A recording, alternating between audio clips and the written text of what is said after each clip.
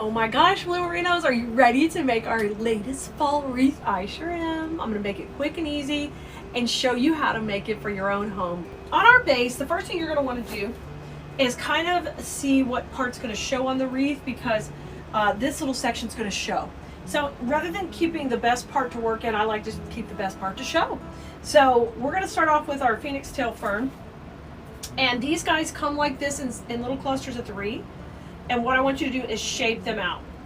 That is one of the basic little steps to start with, but it's really, really important, because without shaping it out, you don't get the full value of the pieces.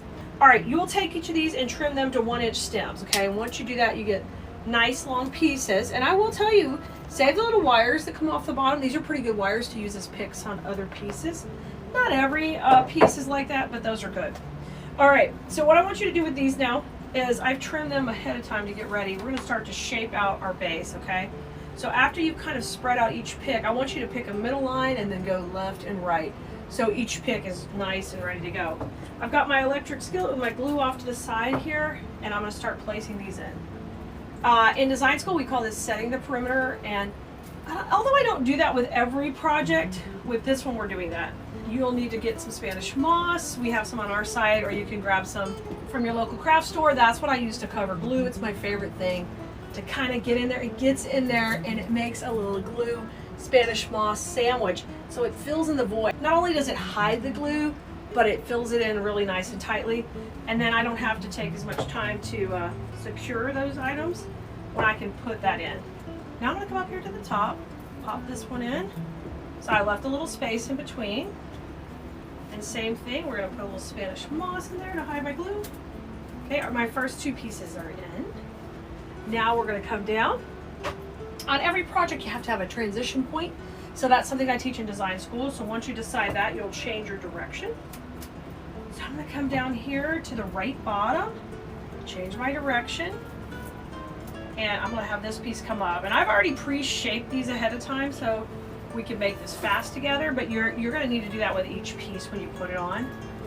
And don't forget that part, because that makes a big difference in the final look.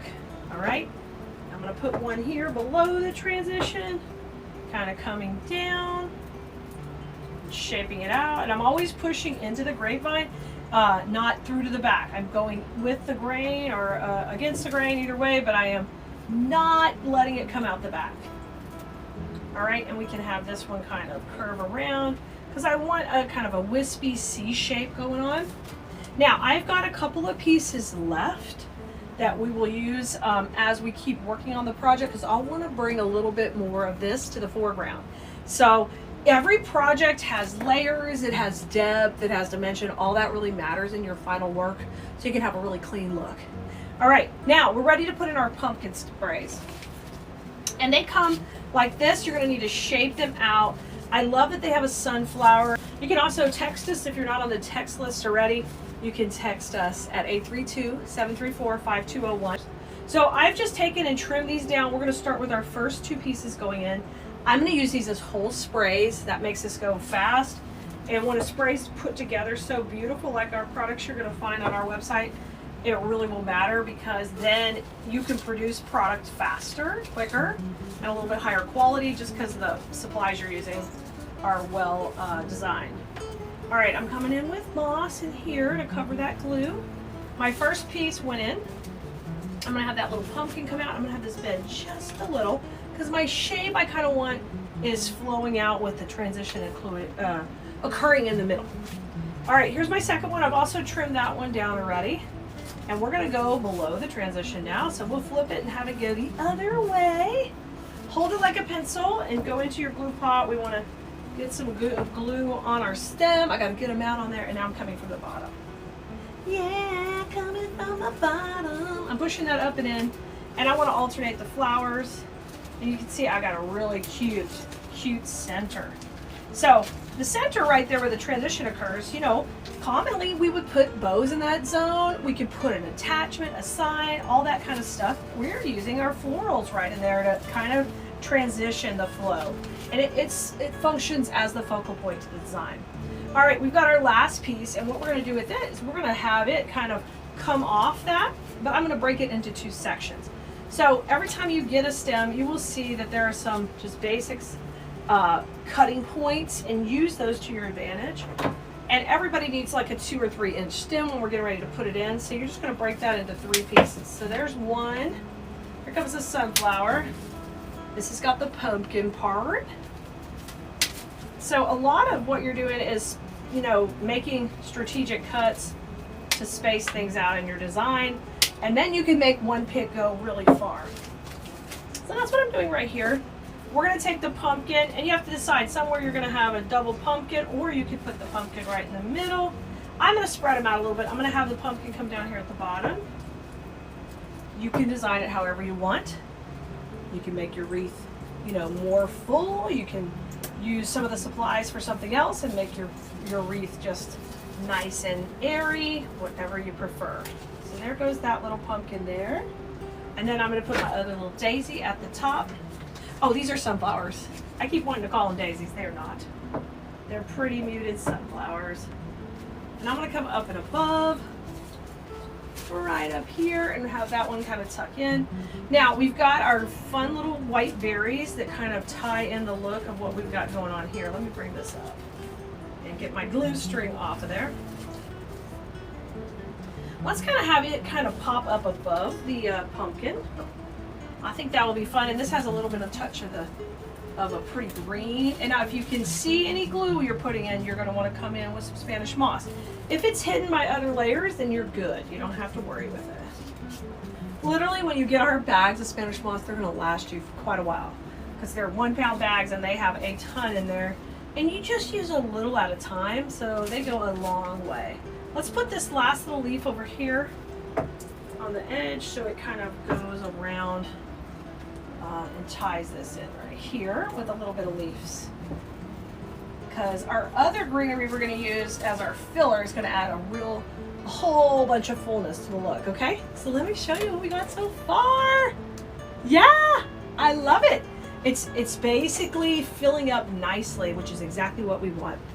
Now, this is our filler, and it's got greenery and cream, and it's going to add this lovely softness to the whole look. So what we're going to do with this one is we're going to take, and this bush is easy to tear down, so you just take it and tear it down, rock and roll, tear them till they're all independent, and then I'm going to trim them just off and clean that right up.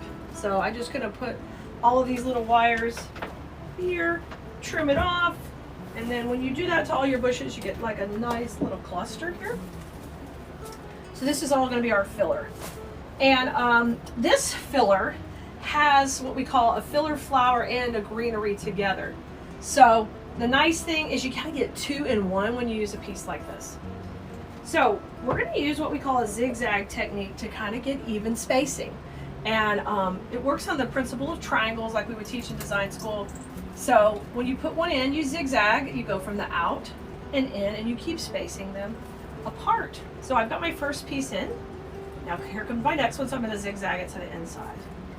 So in design school, not only am I going to teach you like how to put things in that recipe, but you're going to learn skills that you can take and use in other projects. With just a little practice, you can implement them into any project you do. All right, we're going to go back out to the outside. And this piece is a little longer, so that works great going to the outside. So sometimes you want to take your bushes and just separate them out. All right, come in here. We're going to go behind. And isn't it fun how quickly it comes together when you've got gorgeous supplies? I mean, it comes together. So save your a little bit longer pieces for the outside. Use your smaller pieces for the inside. So I'm going to zigzag this one right here. It's going to kind of do something we call break the plane, and that means it's going to overlap a little against this main flower. I'm totally okay with that. I like that type of look. I want things to not feel like they're put in. I want them to feel like they grew in there, and they're fighting for their space in the design. I love that kind of look. All right, so we've got the fern here, so I'm going to come down a little bit lower, and we're going to go right in here to the side of the wreath, and look, oh my gosh. So it's layering in beautifully with the other greenery. With the fern, the filler, the combo is perfect. Here comes another piece, and we're going to zigzag back to the middle. And I'm loading it with my glue. Just hold it like a pencil. Come on in. We want to push it down into the grapevine. And like move that over a little. Oh, yes. You see how rich and full it's getting? I love that. All right, we're getting ready to transition, and that means we're going to shift direction, and we're going to have everybody start pointing downward. So you're going to take your pieces that are a little bit longer. We're going to start on the outside here. We finished on the inside, so we'll go to the outside. And the main change we're going to do is we're going to flip it the other way. Okay, so in order to keep your lines really clean, you have to have that good transition. Y'all, I'm here for you though. Don't let this video overwhelm you. When you're ready to make this kit, it'll be right here. You can come back and watch it. And then if you want to take your designing skills to the next level, you know I'm there for you in design school each week, ready to teach you. And so many of our students just enjoy the peace and relaxation they get from floral designing for themselves, and then others want to take it and learn to sell, and we've got that support for you too also. When you're ready to learn to sell, we have CoachKali.com where you can learn to sell your pieces and maximize your social media and your Etsy, all the things. I love it. I love that I can be there to support you. So we were to the inside, we're going to come back to the outside and come a little bit lower. So I'm going to use one that had a longer stem, and we're going to come down to the bottom. You are going to make yourself a lush, gorgeous wreath. Not a wreath like you just see at the big box stores or at the home decor stores. You could get a lush, full wreath like this. And you actually might love making it. You can get a couple of kits and have a girls' night out with some friends. And y'all can all make your own. And you know what? You can take inspiration from what I'm showing you here, but you could totally come in and design your own style. Like y'all could freestyle. You'd have your basic pattern, but you can freestyle. And design school students do that all the time. They take my inspiration and they turn it into their own. All right, I've got 2 pieces left. I'm going to come back to the inside, and then I've got 1 more for the outside. So just make sure wherever you're putting them, you're covering up your glue so we don't see any mechanics. Man, I love it. And then we're going to take this little piece, and I'm going to use it right on the end. Come over a little bit right here, and we're going to pop it to the outside. So that really filled it in and made it look lush and full. I love our sunflowers we put in the middle. That worked great at the transition.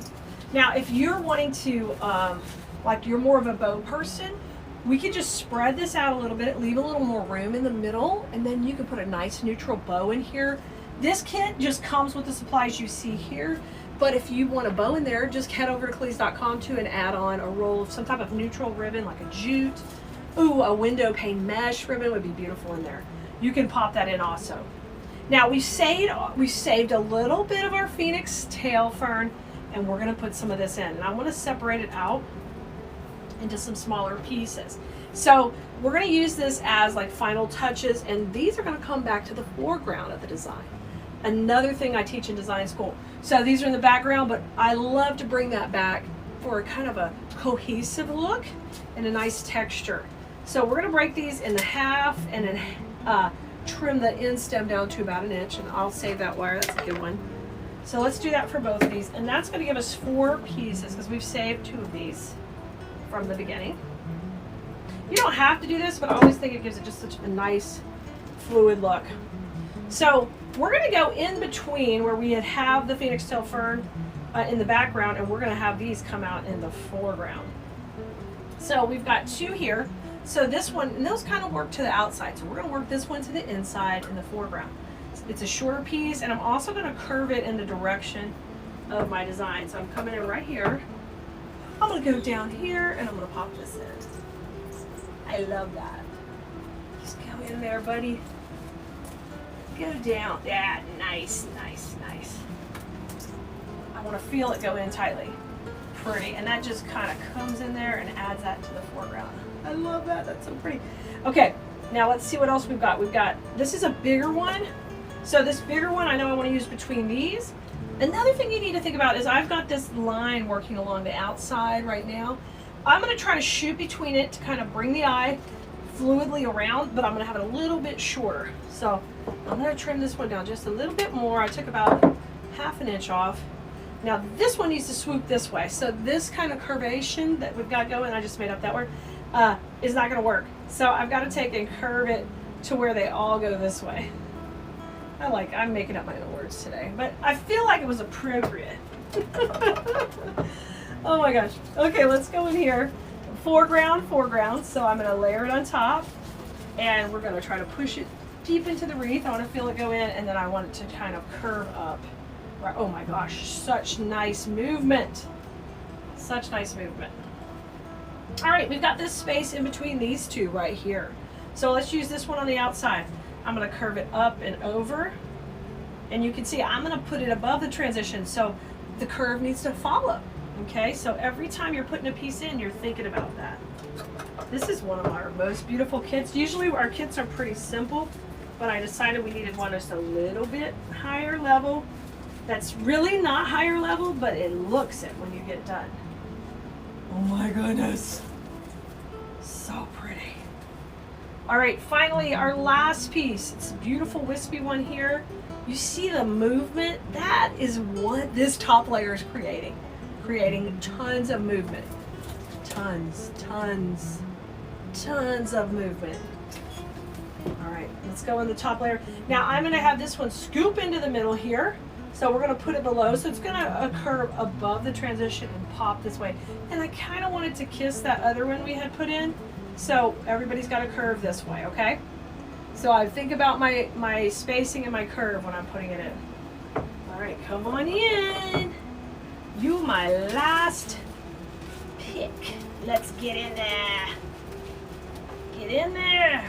Oh my gosh, nailed it.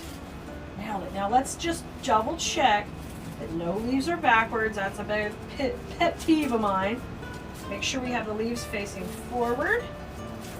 Get any little glue strings, and you can grab a wire to make a hanger for yours if you want to put a wire hanger on, or because it's your own wreath, you could go no hanger, whatever you want.